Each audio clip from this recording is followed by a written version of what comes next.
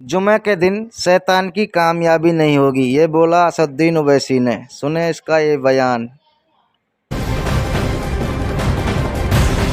Morning prime में आगे बढ़ते हैं। देश का सियासी पारा हाई हो रहा है। बिहार के किशनगंज में असदुद्दीन ओवैसी की एक चुनावी सभा थी, जहां अपने संबोधन के दौरान असदुद्दीन ओवैसी ने कहा कि 26 अप्रैल को इलेक्शन होना है और 26 अप्रैल को शुक्रवार का दिन है और इस दिन को ना तो शैतान की कामयाबी होगी और ना ही शैतानी ताकत कामयाब होगी।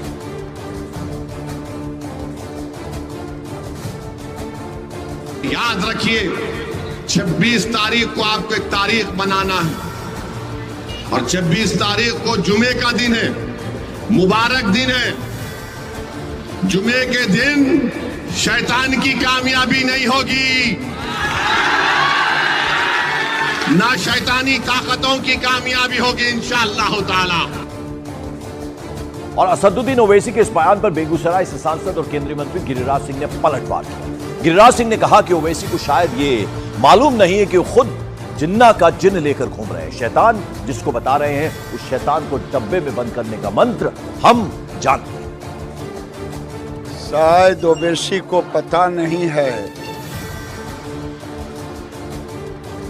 कि वो खुद जिन्ना का जिन्न लेकर के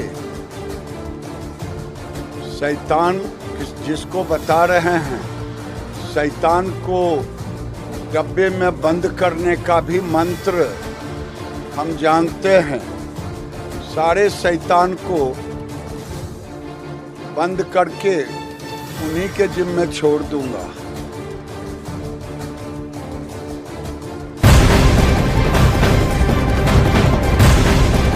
लोकसभा चुनाव के लिए जमकर प्रचार किया जा रहा है। राजनीतिक पार्टियां चुनावी अखाड़े में जमकर पसीना भी बहा रही हैं। सियासी पारा चढ़ा हुआ है। वहीं नेताओं की जुबानी जंग भी देखने को मिल रही है। इस बीच एआईयूडीएफ के प्रमुख हैं बदरुद्दीन अजमल नगांव में एआईयूडीएफ उम्मीदवार अमीनुल इस्लाम के सपोर्ट में चुनावी रैली को संबोधित करने पहुंचे। यहां उन्होंने असम के सीएम हेमंत बिश्वा शर्मा को सीधे सीधे चैलेंज कर दिया। बदरुद्दीन अजमल ने कहा कि वो सांसद बनते ही 700 नए मदरसे खोलेंगे। मुकाबले को लेकर क्या कहेंगे? ये जो पूरा ओवरऑल मुकाबला है उसको लेकर आपकी प्रतिक्रिया? ओवरऑल मोदी जी जो 400 का सपना देख रहे हैं वो पूरा नहीं होगा। एनडीए इंडिया बहुत ऊपर जाएगी, एनडीए बहुत नीचे आएगी। और सर 700 मदरसों वाले अपने बयान को लेकर आप प्रतिक्रिया दे दीजिए। बिल्कुल, हम अपनी जगह पे हैं। इलेक्शन जीतने के बाद हम 700 मदरसों को फिर खोलेंगे।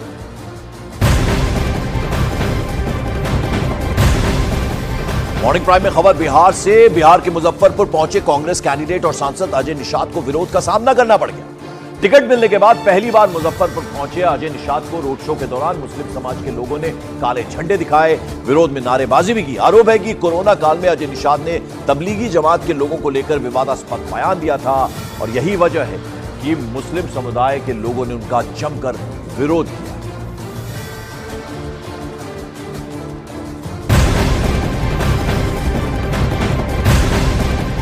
मॉर्निंग प्राइम में आगे बढ़ते हैं। तृणमूल कांग्रेस सांसद और ममता बनर्जी के भतीजे अभिषेक बनर्जी का बड़ा बयान सामने आया है। लोकसभा चुनाव के बीच अभिषेक बनर्जी ने दावा किया कि पश्चिम बंगाल बीजेपी के 10 बड़े लीडर्स उनकी पार्टी के संपर्क में हैं। इतना ही नहीं, अभिषेक बनर्जी ने यह भी कहा कि सही वक्त पर उन सभी बीजेपी नेताओं को तृणमूल कांग्रेस में शामिल कराया जाएगा और पश्चिम बंगाल से बीजेपी का सफाया होगा। ইডির ভয় দেখিয়ে তাপস রায়কে নিয়ে গেছে বিজেপি। প্রার্থী নেই, তৃণমূল থেকে নিয়ে গিয়ে প্রার্থী করছে। আমি সঙ্গে সঙ্গে 48 ঘন্টার মধ্যে ওদের আরেকজন এমএলএ ভাঙিয়ে তৃণমূলে এখনো 10 জন লাইনে আছে। ঠিক টাইমে দরজা খুলবো, এই দরজাকে উঠিয়ে দেবো বাংলা থেকে। আমি প্রমাণ দিয়ে যাচ্ছি, আপনারা ঐক্যবদ্ধ থাকুন।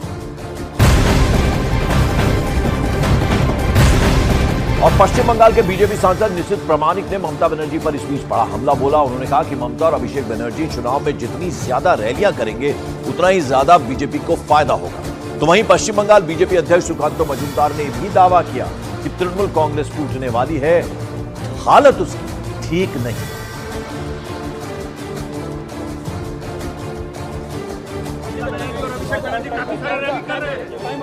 देखिए, जितना ज्यादा रैली ममता बनर्जी और अभिषेक बनर्जी करेंगे उतना ज्यादा वोट भारतीय जनता पार्टी का बढ़ेगा। लेकिन ये सच है कि टीएमसी की हालत ठीक नहीं है और पार्टी टूटने वाली है। लेकिन मुझे लगता है इस बार जनता दोनों हाथ से आशीर्वाद देने के लिए तैयार बैठा है मोदी जी को लोग आशीर्वाद देंगे और मोदी जी तीसरी बार के लिए प्रधानमंत्री बनेंगे। लोकसभा चुनाव की सरगर्मी जैसे जैसे आगे बढ़ रही है, गर्मी भी प्रचंड होती जा रही है और इस प्रचंड गर्मी का असर नेताओं और चुनावी रैलियों पर भी दिखने लगा है, नजर आने लगा है।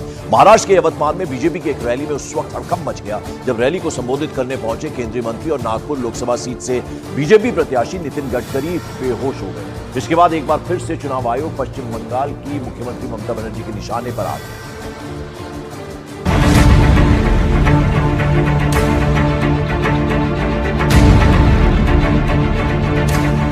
एक तरफ आसमान में सूरज प्रचंड होता जा रहा है तो दूसरी तरफ 2024 के लोकसभा चुनाव के दूसरे चरण का मतदान भी होने वाला है।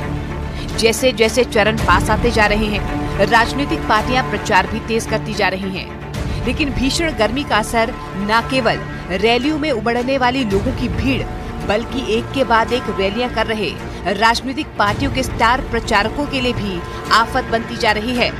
महाराष्ट्र के यवतमाल में उस वक्त अफरा तफरी मच गई जब एक रैली के दौरान केंद्रीय मंत्री और नागपुर लोकसभा सीट से बीजेपी उम्मीदवार नितिन गडकरी की तबीयत अचानक बिगड़ गई और वो बेहोश हो गए।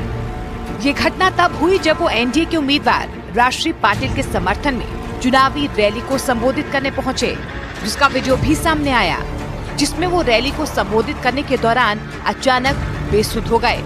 इसके बाद मंच पर मौजूद लोगों में हड़कंप मच गया। नितिन गडकरी के सुरक्षा कर्मियों और मंच पर मौजूद लोग उन्हें संभालते दिखे। हालांकि इस घटना के कुछ ही देर के बाद नितिन गडकरी ने सोशल मीडिया पर एक पोस्ट डालकर अपने स्वस्थ होने की जानकारी दी। उन्होंने अपनी पोस्ट में बेहोश होने की वजह गर्मी बताई। उधर भीषण गर्मी की वजह से नितिन गडकरी के मंच पर बेहोश होने की घटना पर पश्चिम बंगाल की मुख्यमंत्री ममता बनर्जी ने चुनाव आयोग पर निशाना साधा और एक बार फिर 3 महीने लंबे चुनावी कार्यक्रम को लेकर सवाल उठाए।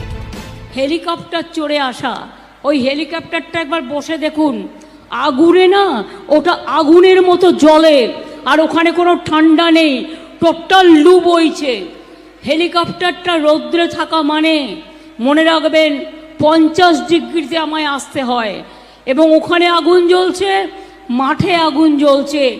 এত তীব্র দহনের মধ্যে 3 মাস ধরে ইলেকশন কমিশন বিজেপিকে সন্তুষ্ট করবার জন্য মানুষকে কষ্ট দিয়ে 3 মাস ধরে ইলেকশন করছে।